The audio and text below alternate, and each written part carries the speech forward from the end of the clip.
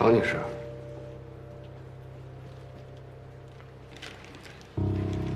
我们在您丈夫实施的第1起案件中，发现了一枚房卡。虽然他清理过现场了，但这张房卡是吕四平开门以后留在墙上的电源插槽里的。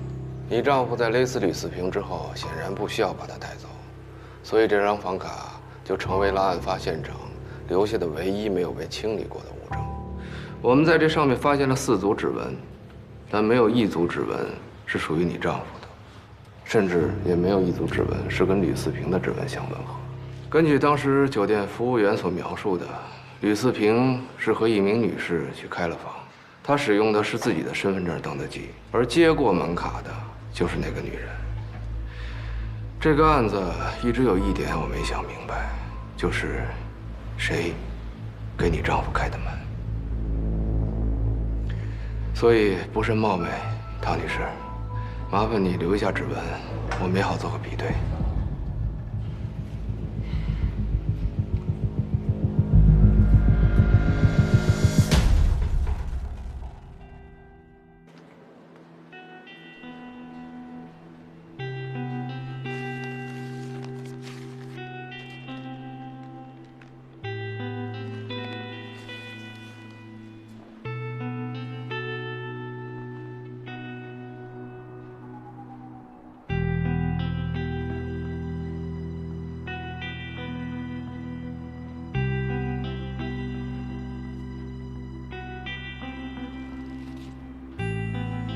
老师，您是怎么发现的？知道我们跟王志革这类人有什么区别吗？一名凶残的罪犯，在作案的时候不会考虑被害人的感受，更不会考虑被害人家属的感受。他们不会顾及道德、法律，甚至感情。有时候他们显得很强大。 甚至比我们还强，那是因为他们根本没有底线。可我们不同，我们追捕这些人，就是为了还被害人一个清白，同时也要捍卫法律。所以，我们不能以违法做代价去惩治犯罪，否则的话，我们跟王志革这类人还有什么区别？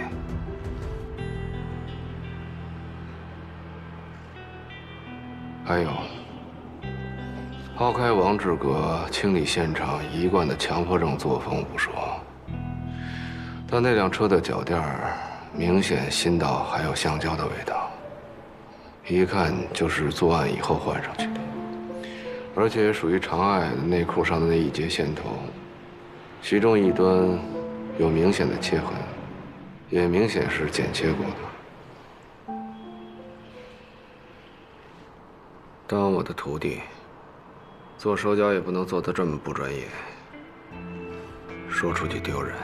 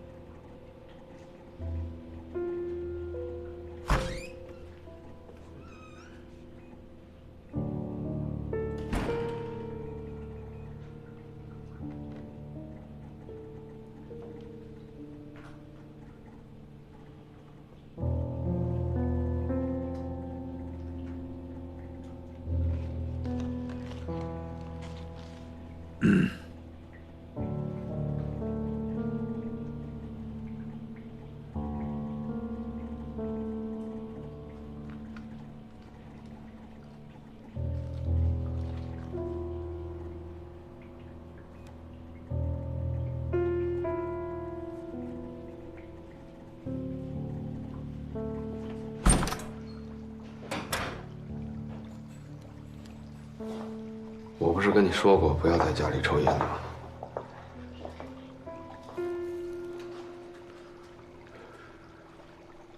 年30的监控拿过来了，你看看吧。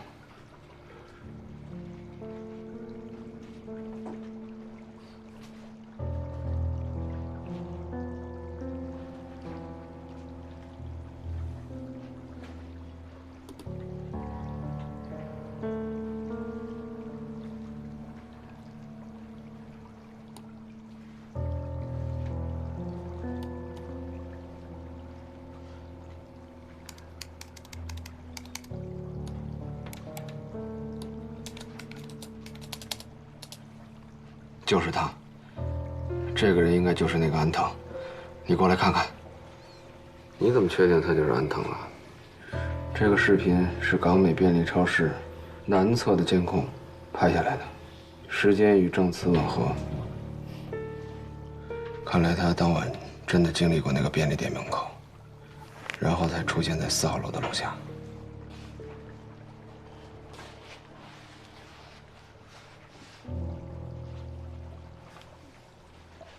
你是这么推测的，还是说那天晚上其实你也在？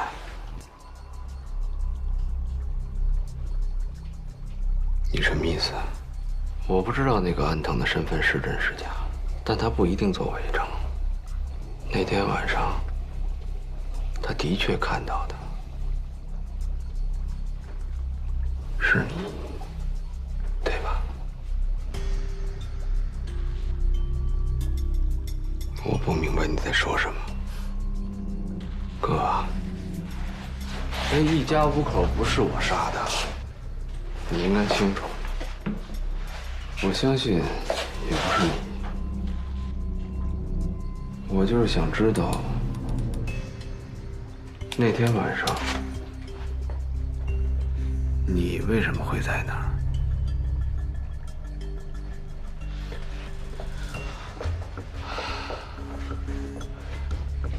我原本以为你只是对我有些不信任，现在我明白了，你是刻意在向我隐瞒一些事情。那天晚上你到底干什么去了？你肯定去过案发现场，所以你才认得安藤，对不对？说话呀！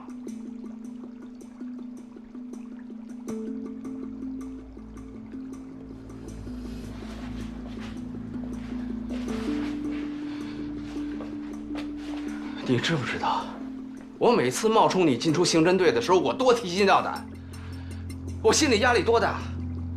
你好，你面对周巡的时候可以不刻意掩饰，可我不行，我毕竟不是你。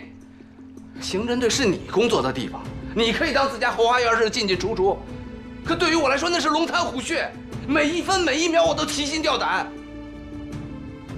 我真的怕我一露了马脚，我就毁了你的一切。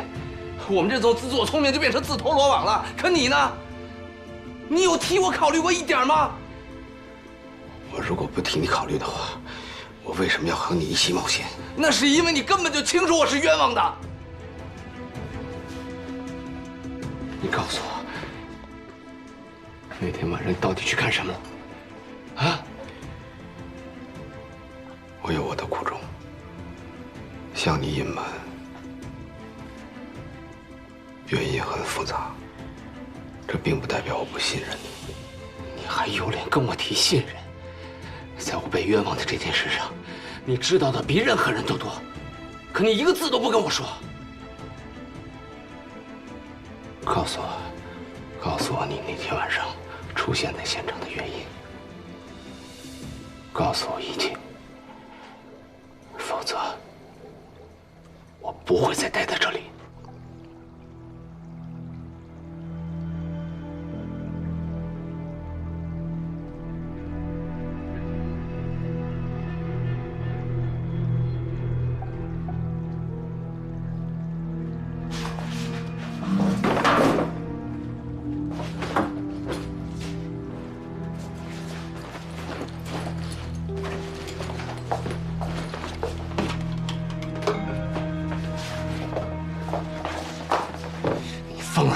想死是吧？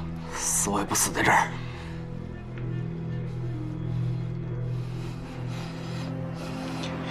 好吧，我承认，那天晚上我确实在那里。安藤看见的人是我。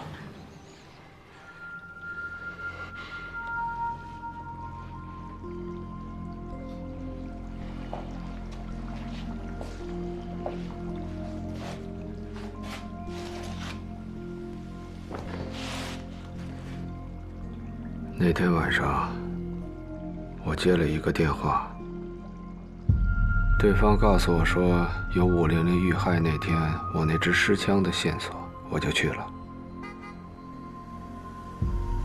当我快到了指定地点的时候，周巡突然给我打了一个电话。关队，接到报案，曙光4号院301有入室伤人。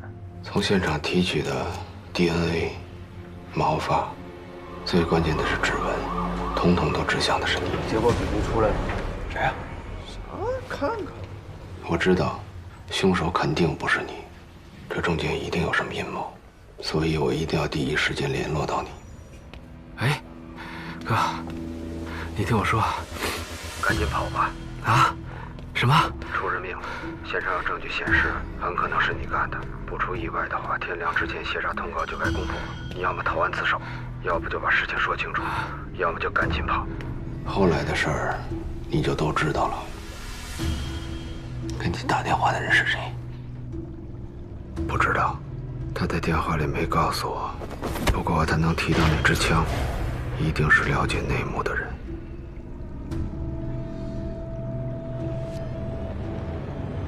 我现在真的不知道你哪句话是真的，哪句话是假的。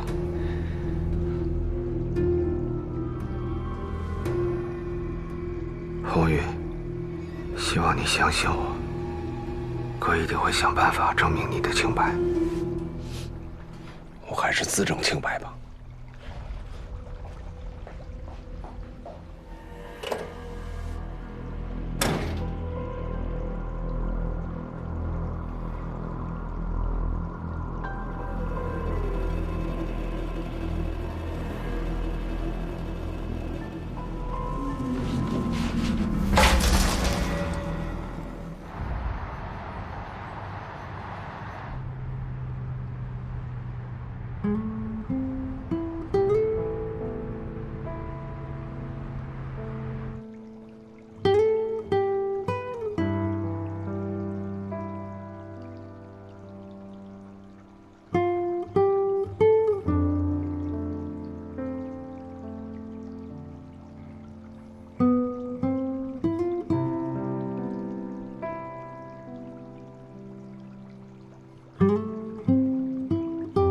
你们俩呀，是兄弟。芳儿啊，你跟小雨，虽然你比他只早出生了几分钟，那也是哥哥呀。以后啊，多照顾他点儿啊。妈，您放心吧。说是弟弟啊，其实你才比他晚出生了那么几分钟，所以啊，小雨，你要照顾好他呀，啊。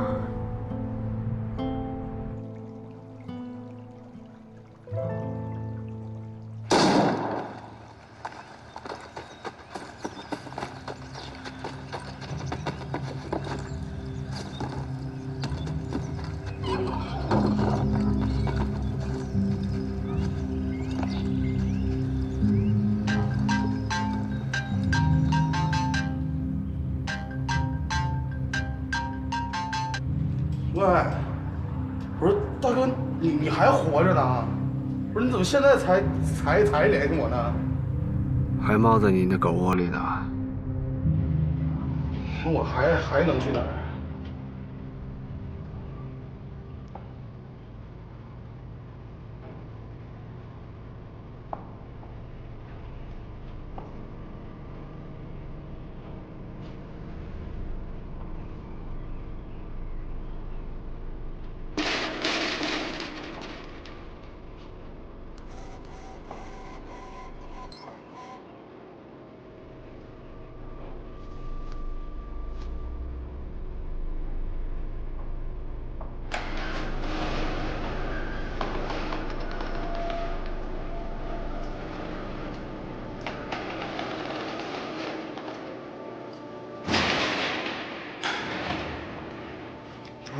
我靠，你丫这些天都死哪去了？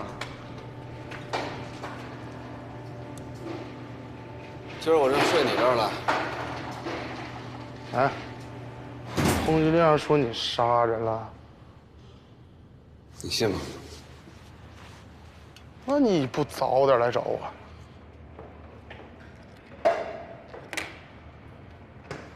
我这不是来了吗？你下一步打算怎么办呢？哎，你要是想出国，我能给你办一套出国手续。我没打算走。那你要自首，你来我这也算来错地方了。我想找出我的案卷，还自己清白。像我这种被公安部通缉的人，案卷资料在公安部的网络上会不会有备份？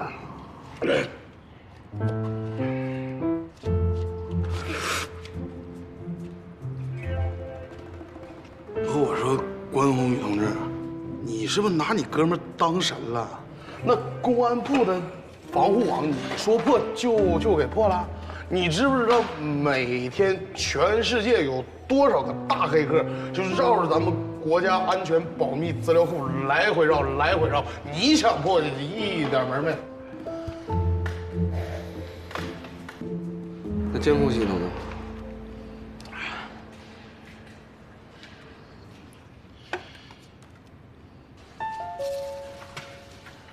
哪儿啊？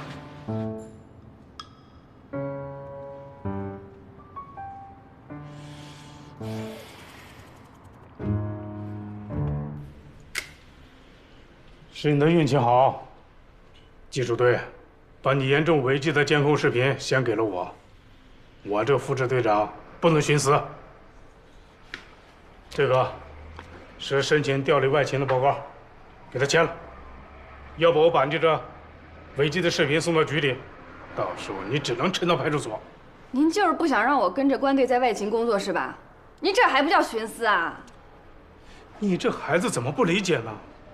我这不是都是一直想办法保护你吗？这件事是我做错了，您尽管据实汇报，我愿意接受任何处罚。您不是还有押运任务吗？没事的话，我就先走了。说到保护，在我犯错误的时候，好像是关队保护了我，可没见您留队替我出头。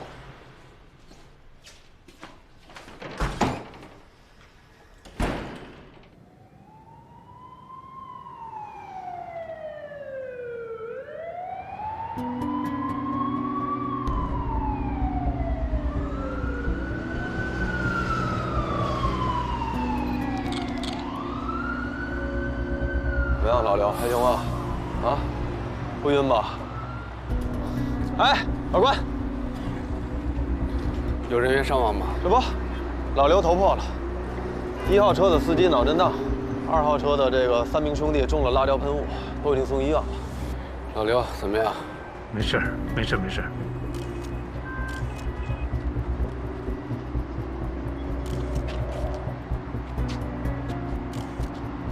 这1号车，非杀伤性武器吗？对，来，你这边看看，2个人2辆车，不到3分钟就把王志格给劫走了。你看，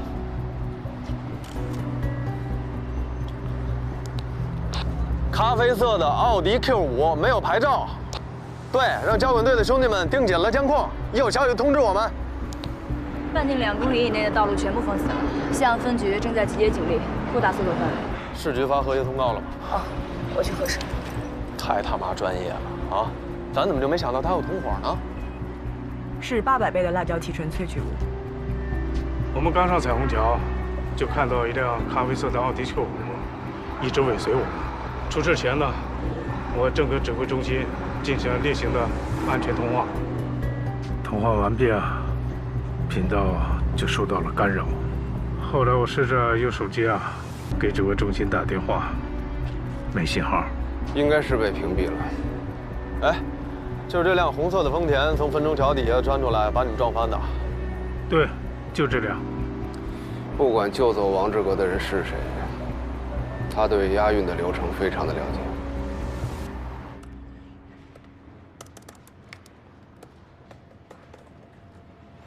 我说你搞这么半天，到底行不行啊？您叫我行不行啊？你当这是看的脑残电影呢？呱，一人回车，这白宫厕所什么样都让你看得一清二楚的。现在的交通监控系统，防火墙至少都是64位加密的。你但凡涉及到安防监控，甚至可能是128位加密的。你这还不算咱破译之前的那些什么身份验证、电子授权呢。那你这瞎折腾什么呢？过来看看。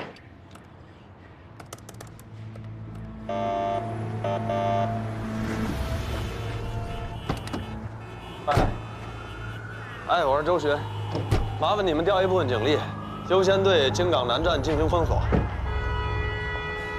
哎，好，哎，周队、关队，哎，交管局接到协查以后，第一时间布置警力，监察了案发现场周围所有的道路，发现了这辆车，跟着监控一路摸到这儿。知道汽车时间吗？北侧路口的监控拍到这辆车进入华南路的时间是6点16分，那汽车时间应该差不了多少。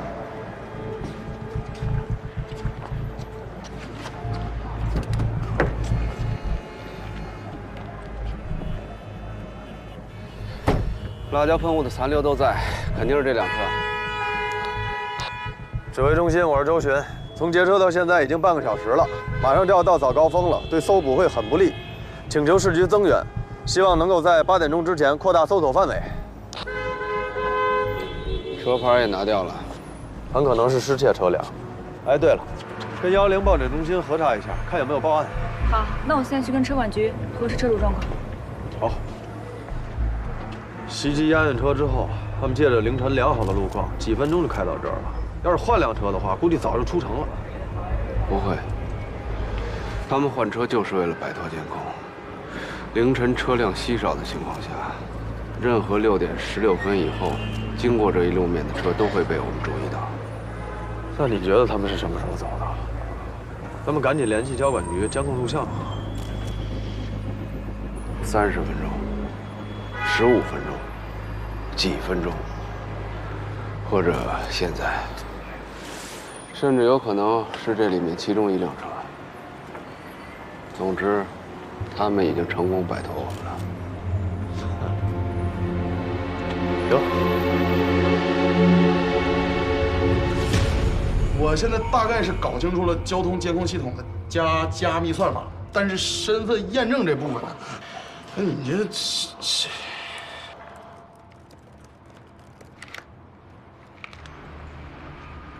老关，就算你推测的没错，他们也有可能已经离开这个封锁最严密的区域了。王志革会不会已经逃离京港了？已经2个小时了，向公安部申请通缉吧。周队，啊，还有件事，我们跟市局物证科又核实了一遍，发现自由行酒店那张房卡不见了。但是我跟小李回忆了一下，当时交接的时候，那张房卡就在物证箱里，而且交接清单上也有。也就是说，如果房卡真的丢失了，应该也是市局那边的问题。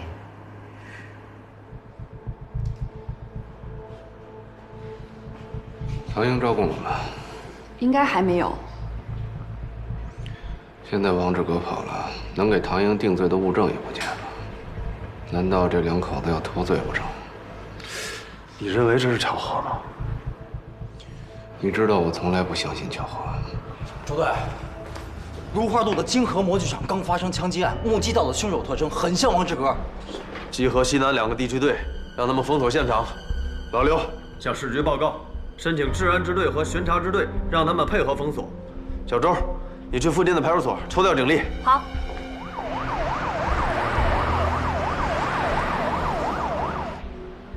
没错，这就是长风支队门口。行啊，有2下子。哎，今早长风出事了，你知道吗？那正好给你看看这个。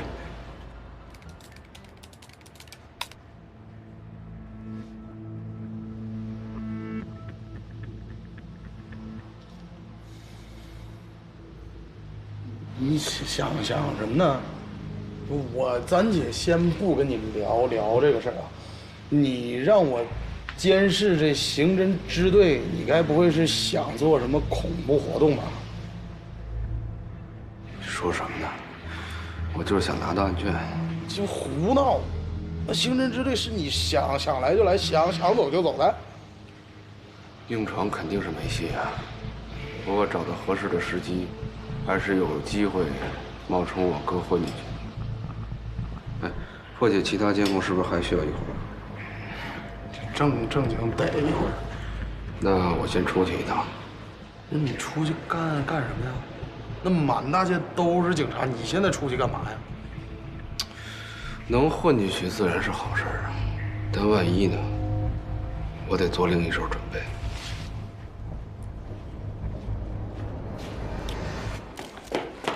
车间副主任说，20分钟前他来上班的时候，发现正在值班的技工王海遇害，他就立刻报了警。据他回忆，他进院的时候正巧碰到一个人离开厂房，这个人的体貌特征和王志革很相似。死者是被枪杀的，遇害时间还不到半小时。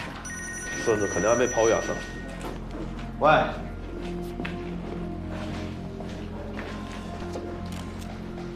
中了2枪。没错，从被害人颅后头发的灼烧及火药残留来看，第一枪应该是自后脑斜上的位置射入，子弹穿透了颅骨，嵌入了地里。第二枪应该是倒地之后补射的，从后颈射入，没有找到贯通出口，弹头应该还留在体内。哎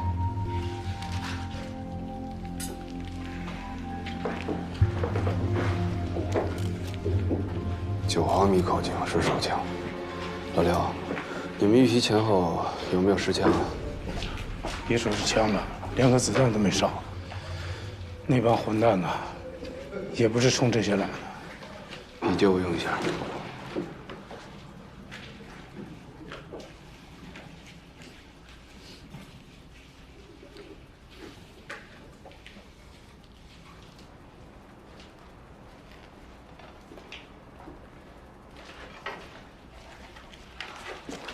王志革他哪来的枪啊？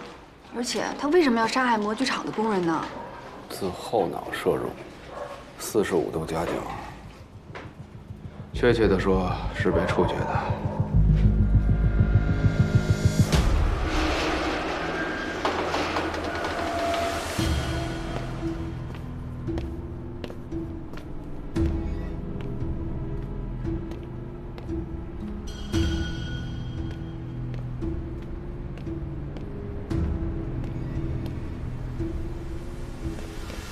哎，找谁啊？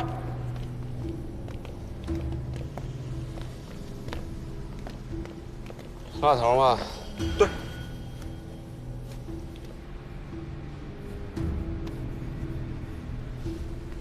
不是说好1对1的吗？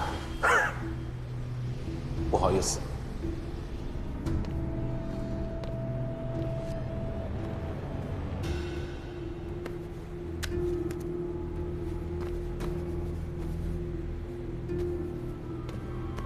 手机我先替你保管。钱呢？东西呢？从机器上提取到的金属粉末，通过勘验，我们发现是经过氧化处理的碳钢。钢管的内径是12.5毫米。法官，有眉目了吗？初步判断，王志革之所以来这里，是因为这个。这是个开模机，我们在台上找到的金属粉末跟制作手枪的材质是一样的。他在这做了把枪。他手里那把枪从哪儿来的我不知道，但是他用这台开模机，或者说胁迫被害人用这台开模机，在一把手枪的枪管接近枪口的位置，车了一个螺旋纹，然后又结了一节内径12.5毫米的钢管，在钢管外又包了一层铝，然后再在钢管和铝管中间的夹层塞了这些记忆海绵，也许还灌了水。这孙子在这做了个消音器啊！这就意味着，他如果持枪逃亡的话，遇到警察的时候可以拒捕反抗，那枪声其实是起到威慑力的。他特地跑这儿来做了个消音器，这就是说，他根本就没想逃，他是要去杀某个特定的目标。老刘，赶紧通知市局吧，现在得全城戒备。那我们是不是可以追查这个枪的出处了？我现在就回队里去做弹道检测。等一下，等弹道鉴定结果出来以后，向市局和公安部申请实枪的优先排查。王志革做的这个消音器适合9毫米口径的手枪，符合大部分警用知识。好。最后就是这个王志革孤身犯险，就为了给手枪配个消音器，他肯定是打算去杀某个固定的目标。那你们有没有想过，这个特定的目标是谁呢？那这得看他有什么仇人了。会不会是关老师？关老师把他们夫妇缉拿归案，而且还找到了唐英的罪证。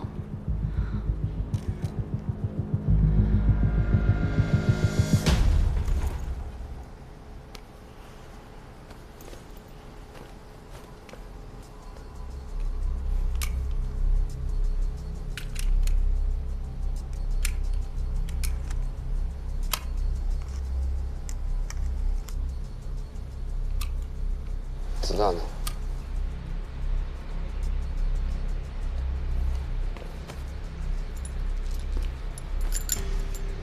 枪弹分离，规矩你该懂吧？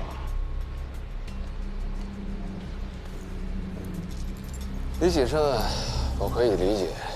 要不这样，你自己压一颗子弹，开一枪，我看看。怎么着？信不着我？兄弟，你这个手枪套筒呢，不是原装的，而且扳机老化严重，保险还是坏的，应该是报废枪组装的吧？啊，这种货呢，新旧虽然无所谓，但总能喷火才行啊。行，进里面试试。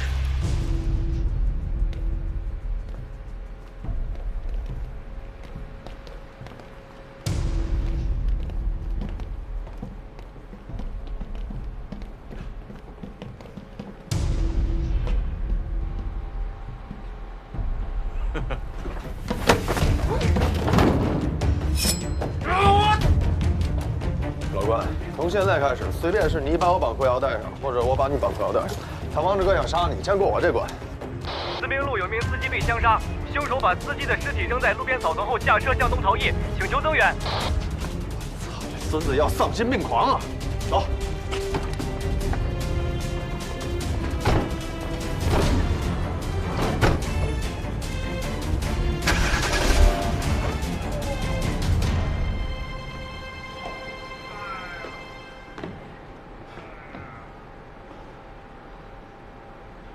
非要让我用这种方式试枪是吗？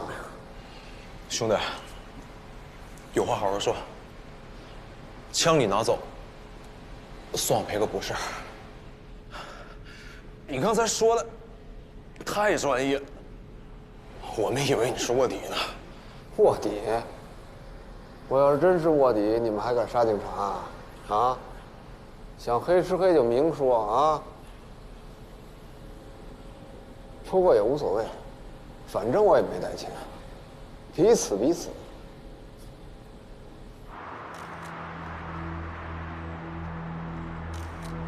哎，要说王志革杀了模具厂的技工，他是怕那个技工说出消音器的事儿。这是抢辆出租车的，至于杀司机吗？同样的处决式射杀，2枪。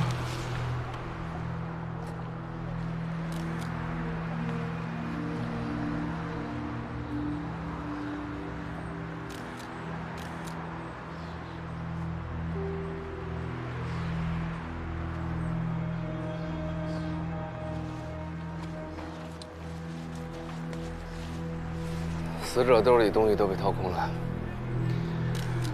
在这么一个没有交通和安防监控的城乡结合部地区，劫走一辆出租车并杀死司机，这让咱们很难在短时间内查到司机的身份，更别说出租车的车牌号了。说白了就是灭口呗。哎呀，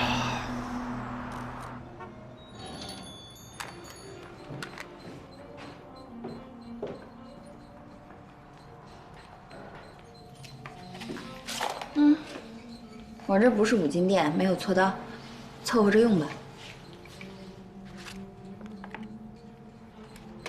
嘿，我这偶尔借你们兄弟俩在这落个脚，当是我爱心泛滥，我可没让你们把这当成塔利班联络处啊。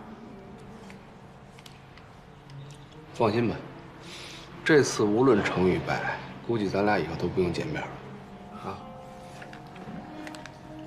我怎么觉得你一离开你哥，就变成单细胞暴力男了？哪儿弄的家伙呀？哼，就这破玩意儿，跟一帮窝囊废那儿抢过来的，就是一垃圾。滑膛跟枪套也不匹配，就是搂了扳机，也不见得能回膛。你就准备拿着这个冲进你哥单位，抢出你的案卷？ 像福尔摩斯一样查清事实真相，最后呢，从一个杀人嫌疑犯，又变成了一个持枪抢劫犯。万一能用着呢？那你准备上子弹吗？不好说。我只知道你带上它就可能会用上它。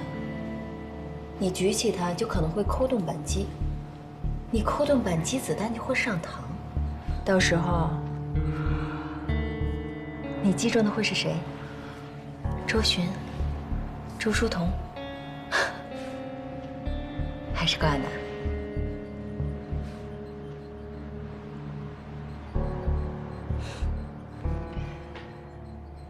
身怀利器，杀心自起。 如果真像你说的，这是咱们最后一次见面的话，就当是我临别的赠言吧。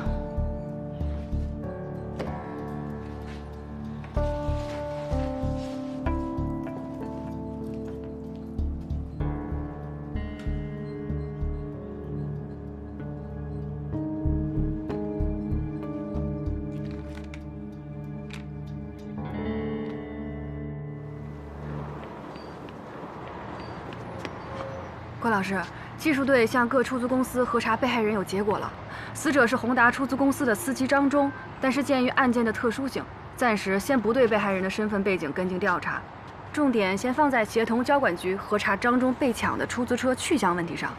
应该让技术队继续跟进核查被劫车辆的细节和特征。好。还真不赖这帮孩子。现在技术队一部分人去市局做弹道分析比对，还有一部分人去交通支队。 剩下的都去了交管局，就连我也赶回来给他们接电话了。老周，啊，能不能让外勤探组帮着查一下？哎呦，你什么事儿？你非得现在那么着急啊？从治安组调的人，还有各派出所抽调警力，全都出去参加搜捕了。家里就俩探组，这要都派出去了，有点什么事儿，你说我这就一个人了，关管司令了。要不我跟小周去一趟？别介啊！